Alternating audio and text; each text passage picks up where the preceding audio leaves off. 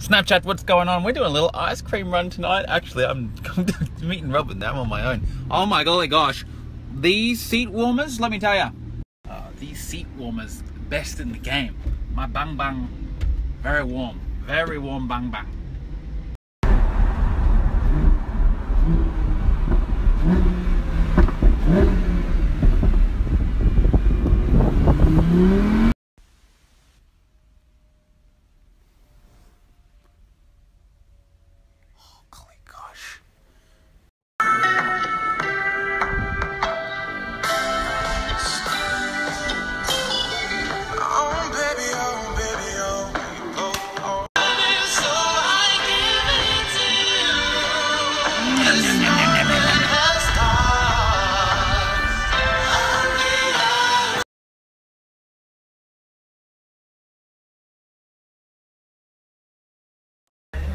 That would be such a cute photo. This little Poochie's getting a photo with Lucy.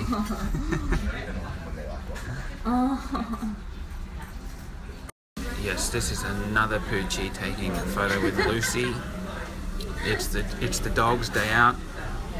Snapchat morning, what's going on? We got a little light-hearted mini lesson today. We're talking about death.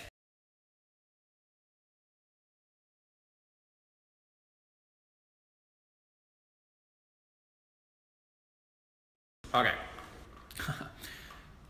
I've talked about this one a little bit in the past, but it's come up again, so I think it's something that's inevitable in our lives. The first thing you want to get is that you only grieve the loss of someone, you only get heartbroken, you only get distraught if you infatuate with the person. The feeling of loss, grief, that sickening feeling that you get in here, that isn't because someone died or left, that's because you had a fantasy that just got destroyed. If you resent someone and they go and die, if someone maybe raped you and then they go and fucking die, you don't grieve that, you fucking celebrate, right? So the first step, you want to detach this idea of someone dying and then grief is an automatic thing that everyone does. That's not truth. Most people grieve, you don't have to. The level of grief that you have after someone dies is equal to the level of infatuation or fantasy that you had about that person. If you have a balanced perception of them, you don't grieve. And in the other direction, the level of resentment that you have to someone is equal to the amount of relief you have when they go and die. You have grief and relief. It depends if you infatuate with them or resent them. But if you have a balanced perception of them and you have love for them and you have presence with them, when they go and die, it's a thank you. You don't have to do a grief response. And if this sounds crazy to you, it's probably because not many fucking people know this stuff. You go to a psychologist or a psychiatrist, someone who studied for 4 years in college, and they'll perpetuate your grief. They don't know this stuff.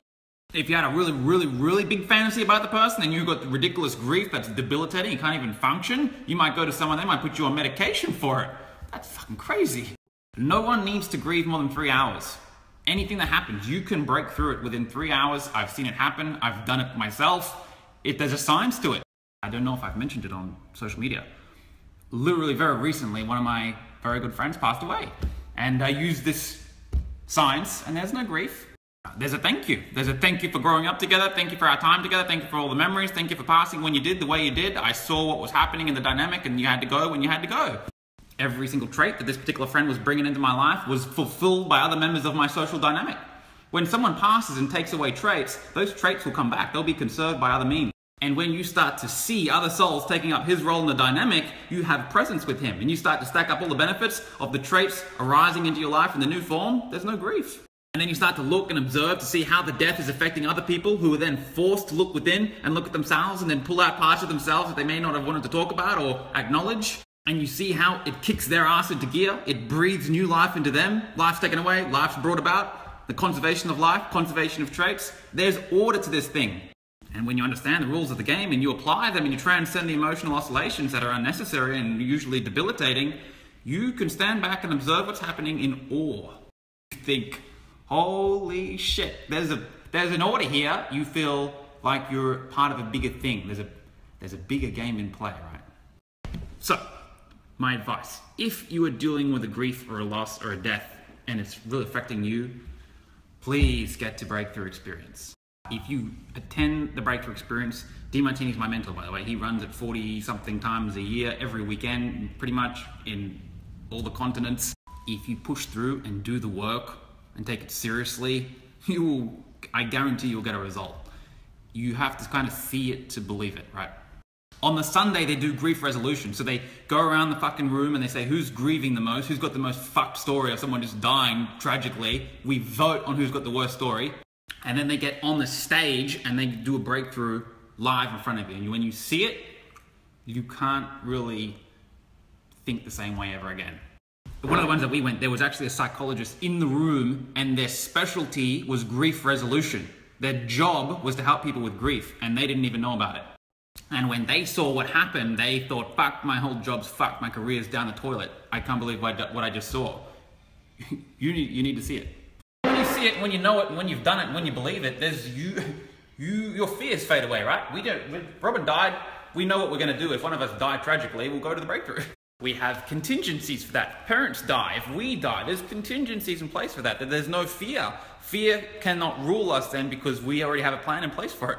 Doesn't mean if someone comes and puts a gun to my head or a gun to her head that we're just going to be like, cool, chickens. No, fuck that. I'll probably blow out an eye guard and kick him in the balls, stab him in the fucking throat. Kill. You kill when you need to kill. But the fear of death and the fear of loss doesn't rule our lives when it's not an immediate threat. And that's powerful.